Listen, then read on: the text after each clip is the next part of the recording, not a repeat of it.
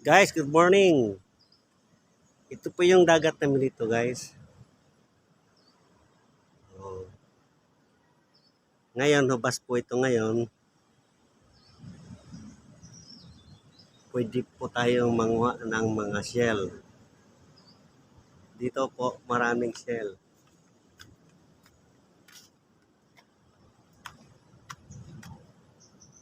Tingnan nyo po.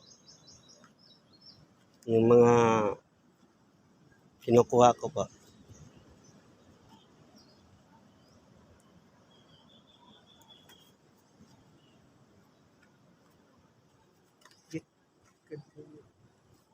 Oh, hindi.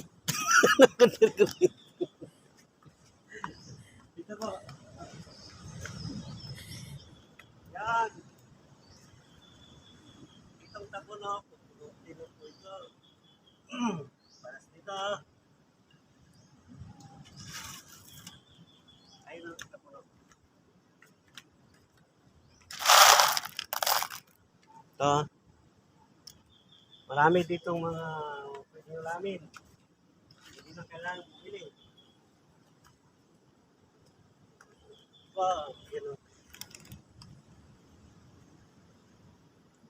Pinupulot lang po ito. Yan o. Marami po dito. Yung tawag na tabulo. Masarap po ito gataan.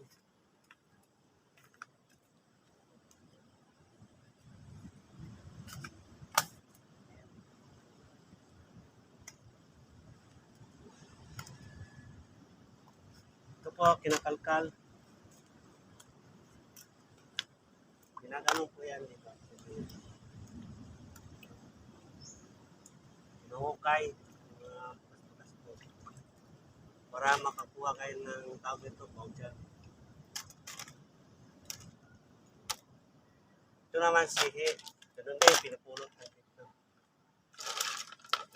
Shell. Sihi.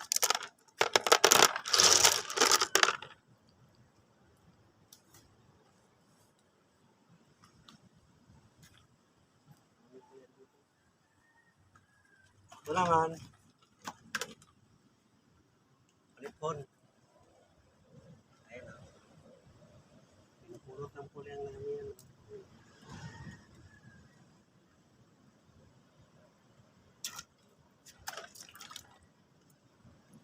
Ito yung ulit po. Parang alimango po yan.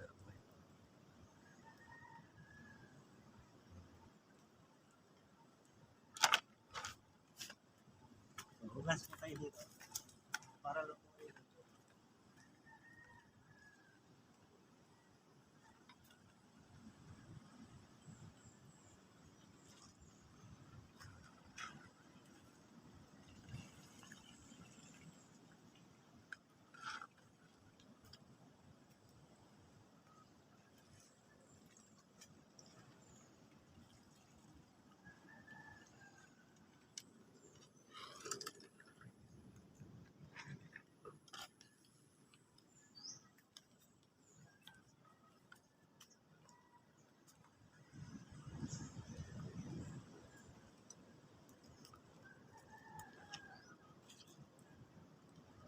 Alam na po ito. Ito po, marami po ulam.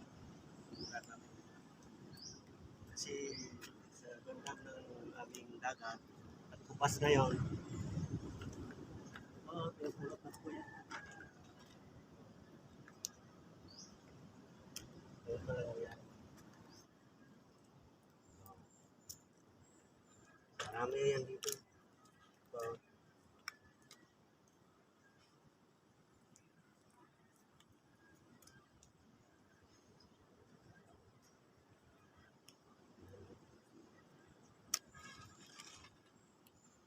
itong mga kuan, itong mga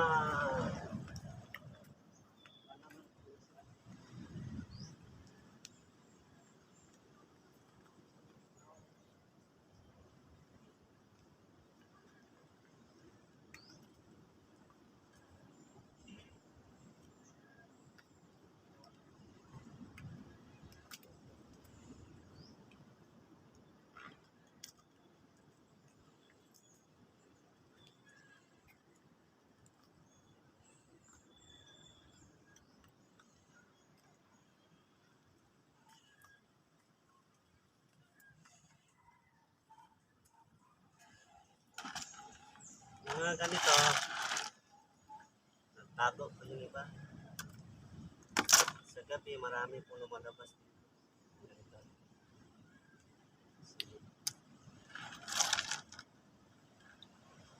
Ito ba dyan, hinuhukay po yan.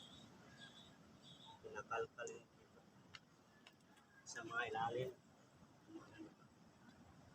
So, marami yan dito. Masipag lang po kayo magkuha. Wala pong gutom dito. So, hindi na kailang bumili na ulan. Tara, hindi sa bahay. Para maganda ng nalutuin.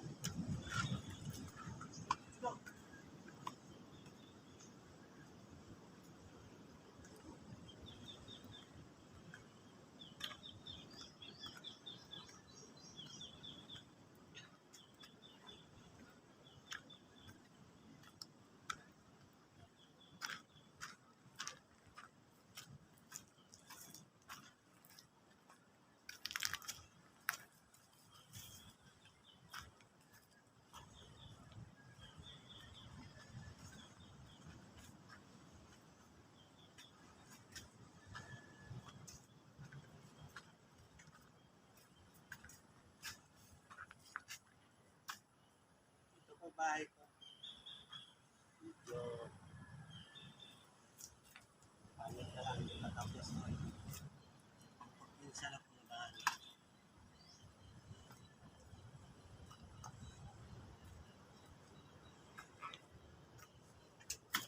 Ito po ko nakatira.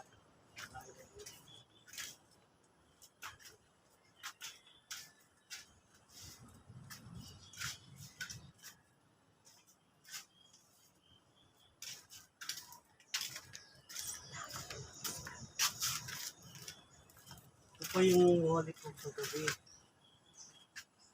O, tabi na ito.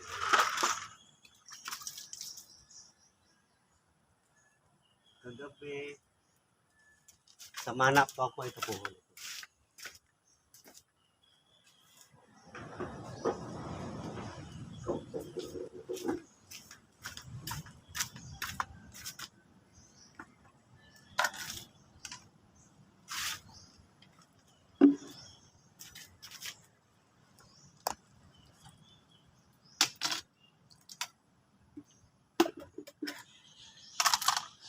Ito po, panghuli ng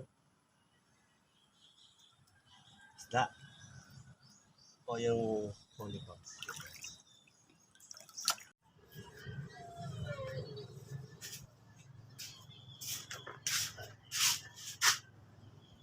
Yan guys, akong kuha guys. Yung huli ko kagabi guys. Tara, dito tayo. Maglinis.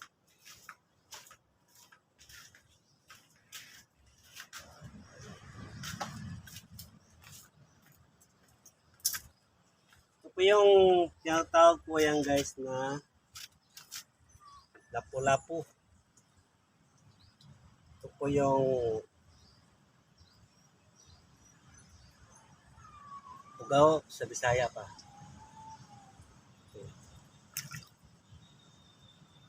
Ito yung mga ugaw pa rin guys. Ito yung mga class A na isda. Lapu-lapu po yan guys. Kaso maliliit pa lang. Ito yung baga-baga. Ito yung mga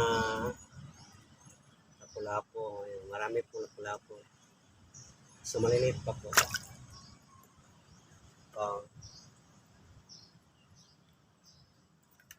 Ito mga pata kasi maalon po dito guys. Tag-ulan, maalon po dagat. Kaya nanguha lang po ako ng maliliit po sa tabi ng dagat.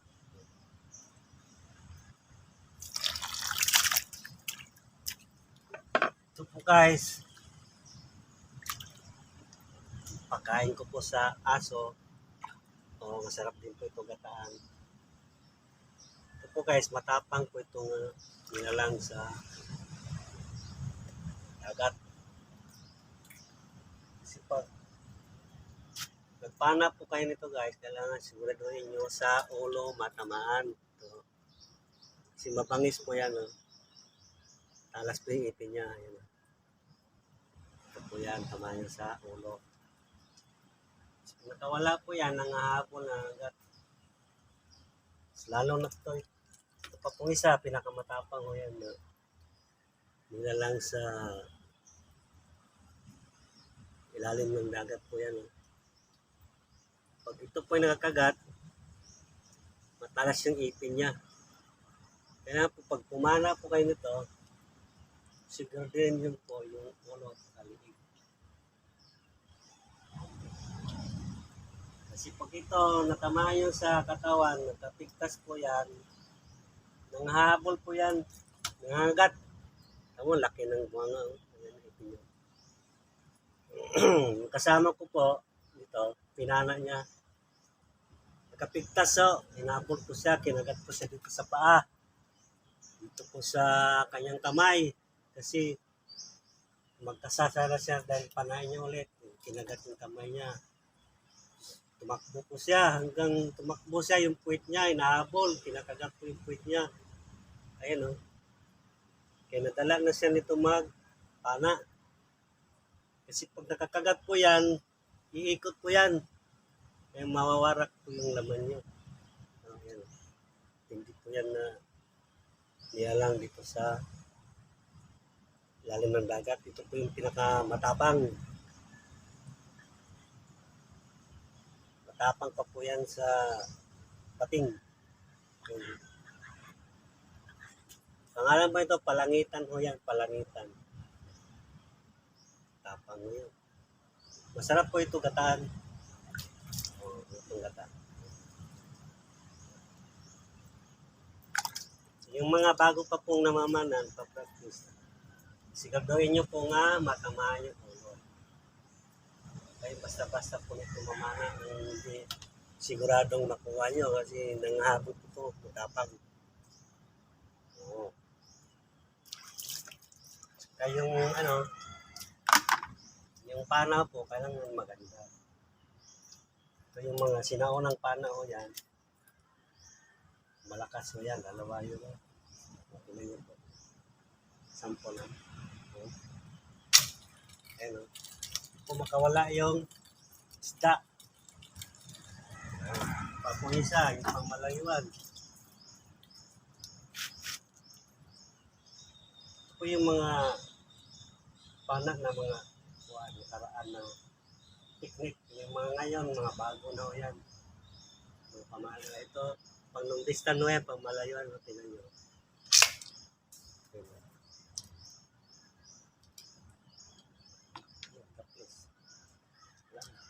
Ulitin ko pa yun. Ito yung may saubasan, yung maliliit po yung isda. Pwede po mga bata, mga babae. Ito lang po yan, oh, pagpana. Ayan, oh. Huli po siya. Ito, mga basan lang po yan. Pwede po mga bata lang, ganitong klaseng pana. Simple na ho yan. Oh. Ano yung pwede yung sa ulang, sa hipon po, sa ilog. Ito po yung nilalamit kami sa ilog.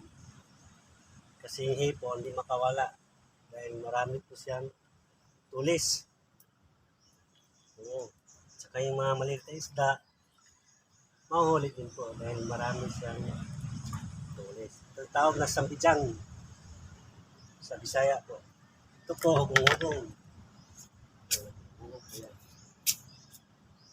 Hawakan mo lang po dito. Paano? Ito, nalagay nyo sa daliri nyo. Ganun po yan.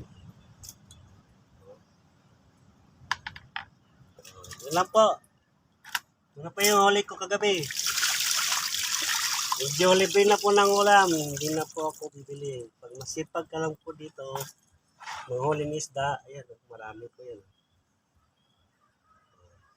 Kakalibre na po kayo. Ito po, plus 8. Sabawin po namin ito ngayon at magandang ulam na. Diba? Kaso medyo maalon ngayon, hindi kami makapunta ng malayong lugar o malalim dahil laki ng mga alon po kagabi. Hindi ko kaya sa tabi lang po ako namamana. Kaya hindi po masyadong malaki yung huli. Yun po, goodbye. Paki-like naman po. Share po. Thank you.